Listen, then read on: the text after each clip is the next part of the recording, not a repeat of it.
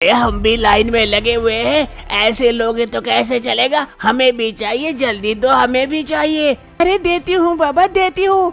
सब एक एक करके लाइन में लगो, ऐसे करने से कैसे चलेगा? मम्मी वहाँ पर एक आदमी आता है, ये भीड़ देखकर पूछने लगता है, अरे भाई साहब, ये क्या बिक रहा है? इतने ज्यादा भीड़, सभी को लेने के लिए पागलों की भांति टूट पड़े हैं। ऐसा क्या बिक रहा है गांव में? अरे भाई साहब, वो शौच बेच रही है अपना शौच। क्या? ये क्या कह रहे हो भाई साहब? ये शौच बेच रही है और तुम लोग पागलों की भांति शौच खरीद रहे हो? अपने घर में हगते नहीं हो क्या कि दूसरे का गू खरीदने में लगे हुए हो? अरे ओ भाई साहब, सामने देखो, वो पेड़ लगा है, उस पेड़ में उसका शौच आता है, उसी से तोड़ तोड़ के देती है। इधर माला सबको एक एक पैकेट शौच देती है और सभी कोई उसके बदले माला को पैसे देते हैं। ऐसे ही धीरे धीरे गांव वाले उससे शौच खरीद कर लेके जा रहे होते। अंत तक उस आदमी का भी नंबर आ जाता है। अरे बेटी, जरा तुम्हारा शौच देना। अरे मेरा मतलब है शौच वाला खाद देना, मुझे भी चाहिए। देती हूँ काका, देती हूँ, अभी देती हूँ। फिर माला जल्दी से पेड़ से एक शौच वाला प्लास्टिक लेके आती है और उस आदमी को दे देती है। उसके बदले पैसे लेती है। वो आदमी भी खुश होकर वो शौच वाला प्लास्टिक लेकर चला जाता है।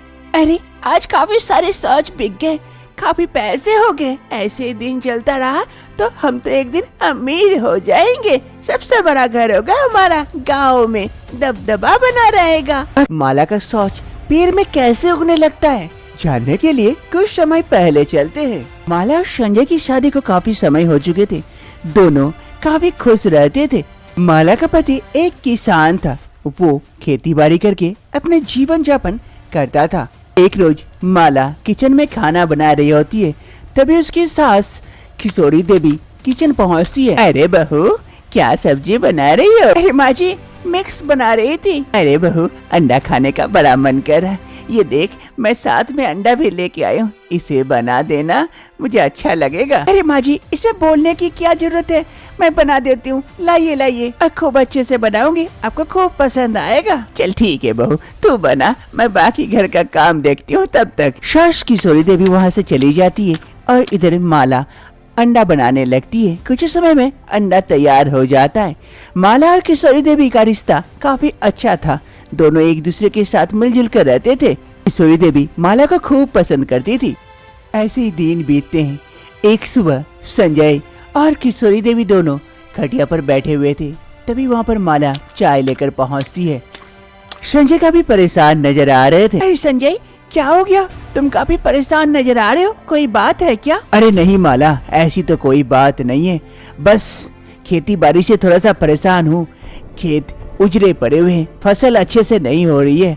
महाजन से पैसे लिए हुए हैं, उन्हें कैसे चुकाऊं ये समझ नहीं पा रहा हूँ। इस बार काफी लॉस हो जाएगा। अरे संजय, चिंता मत करो, सब कुछ ठीक हो जाएगा। कैसे माला? सिर्फ मेरे ही बात नहीं है, पूरे गांव का ही यही हाल है। किसी के खेत में कोई अच्छी फसल नहीं हो रही है और अगर महाजन को ठीक समय पे पैसे नहीं दे पाऊं तो ये घर भी बिक सकता है। संजय की ये बात सुन माला भी थोड़ी सी चिंता में आ जाती है। ऐसे ही दिन बीतने लगते हैं। एक रोज नदी किनारे एक जलपरी का बच्चा खेलते खेलते वो ऊपर मिट्टी पर चला जाता है और नीचे नहीं आ पाता है।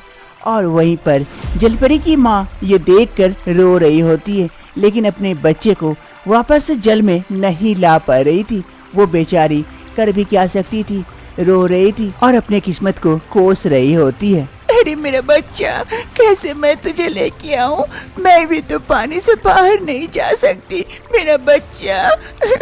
तभी उसी रास्ते से माला गुजर रही होती है। वो ये देखकर बिना कुछ सोचे जल्दी जल्दी से दौड़े उस बच्चे के पास आती है और उस बच्चे को जल्दी से पानी में छोड़ देती है, जिससे वो बच्चा बच जाता है। ये देखकर जलपरी काफी खुश होती है। अरे बहन, आज अगर तू नहीं होती तो शायद मेरा बच्चा नहीं बच पाता, ऐसे ही तड़प कर मर जाता।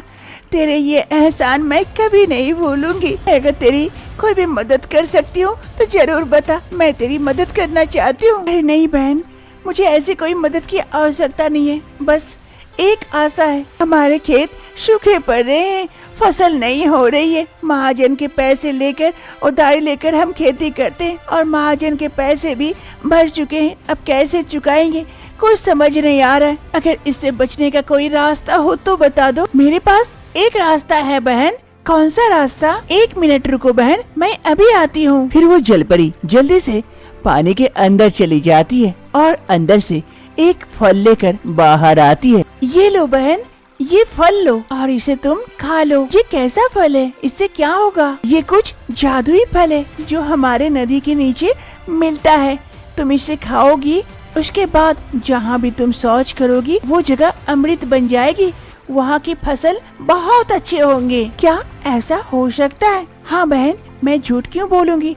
तुम मेरी इतनी बड़ी मदद की, मैं तुम्हारे लिए इतना नहीं कर सकती। फिर माला उस जलपरी से वो फल लेती है और वो फल खा लेती है। फिर वो जलपरी वहाँ से चली जाती है पानी के अंदर और माला भी अपने रास्ते। सुबह का वक्त हो रहा था।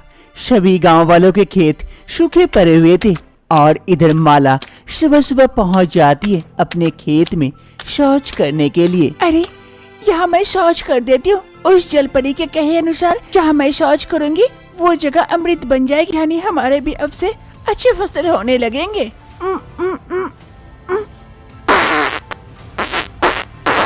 माला अपने खेत में शौच कर देती है जगह जगह पर और वहाँ से लौट आती है। 2 दिनों के बाद गांव वाले जब खेत आते हैं, सभी कोई देखकर आश्चर्यचकित हो जाते हैं, क्योंकि सभी के खेत जहाँ सूखे पड़े हुए थे वहीं संजय के खेत में अच्छे खासे फसल हो चुके थे। अरे ये क्या, हमारे खेत सूखे पड़े हैं और देखो संजय के खेत में फसल हो चुके हैं। ऐसा कैसे हो सकता है? ऐसा कौन सा चारा दिया संजय ने जो उसके इतने अच्छे फसल आ गए हैं? अरे हाँ चाचा, सही कह रहे हैं, हमें उनसे पूछना चाहिए। चलिए उससे पूछ के आते, कम से कम फसल होगी तो महाजन के पैसे दे पाएंगे, वरना घर द्वार सब बिक जाएगा हमारा। फिर सभी गांव वाले संजय के घर की ओर चल देते हैं। सभी गांव वाले संजय के घर के बाहर पहुंच जाते हैं और संजय से पूछते हैं इस बारे में। अरे संजय, ऐसा क्या खाद डाल दिया खेत में कि तुम्हारे खेत में इतने अच्छे फसल आने लगे और हमारे खेत तो उजरे चमन हो गए हैं, हम तो बर्बाद हो चुके हैं। हमें भी वो खाद बता दो ताकि हम भी जी पाए और महाजन का पैसा चुका पाए, वरना घर द्वार सब बिक जाएगा। अरे चाचा, मुझे पता नहीं है, नहीं पता कैसे वहाँ पर अच्छे फसल होने लगे, ये तो मुझे कुछ भी पता नहीं है। शायद ऊपर वाले की देन है। ऐसा कैसे हो सकता है यार? ऊपर वाले ने तेरे ही खेत में नजर डाली, हमारे खेत ऐसे ही सूखे छोड़ दिए। तभी माला घर से बाहर आती है और कहती है, अरे नहीं नहीं, ऐसे ही हमारे खेत में फसल नहीं हुए, उसमें हमने खाद डाला है। कैसा खाद? हमें भी दे दो ताकि हमारे खेत में भी फसल उगे। ऐसे कैसे मिलेगा? काफी कीमती खाद है, उसके लिए आपको पैसे चुकाने पड़ेंगे, लेकिन हर रोज ज्यादा नहीं मिलेगा, थोड़ा करके ही मिल सकता है, किसी एक को एक दिन में। ठीक है, हम पैसे देने के लिए तैयार हैं, हमें दे दो। ठीक है, कल सुबह आके लेके जाइएगा। सभी गांव वाले काफी खुश होकर वहाँ से घर लौट जाते हैं। अरे माला, तुम्हारे पास ऐसा कौन सा खाद आ गया जो हमारे खेत ऐसे हरे भरे हो गए और तुम सबको देने वाली हो, वो भी पैसे लेकर? अरे संजय, तुम्हें समझ नहीं आएगी, वो मुझ पर छोड़ दो। अब सभी गांव वाले हर रोज एक एक करके आते हैं और माला से वो शौच वाला खाद लेके जाते हैं। माला हर रोज किसी एक ही गांव वालों को वो खाद दे सकती थी, क्योंकि माला हर रोज एक ही बार शौच जो करती थी। एक रोज माला सोचती है, अरे अगर ऐसे ही हर रोज अगर एक एक पैकेट खाद देती रही तो कैसे चलेगा? एक साथ बहुत सारा अगर खाद हो तब न पैसे कमा पाऊंगी, लेकिन कैसे? एक दिन में मैं इतना ज्यादा शौच कैसे कर सकती हूँ? इसका कोई उपाय लगाना पड़ेगा। फिर एक रोज माला एक गड्ढा खोदती है घर के बाहर और उसमें एक बीज डालती है पौधे उगाने के लिए। उसमें पानी की जगह शौच कर देती है। अब हो गया, अब इसमें से जो पौधा निकलेगा वो शौच वाला पौधा होगा।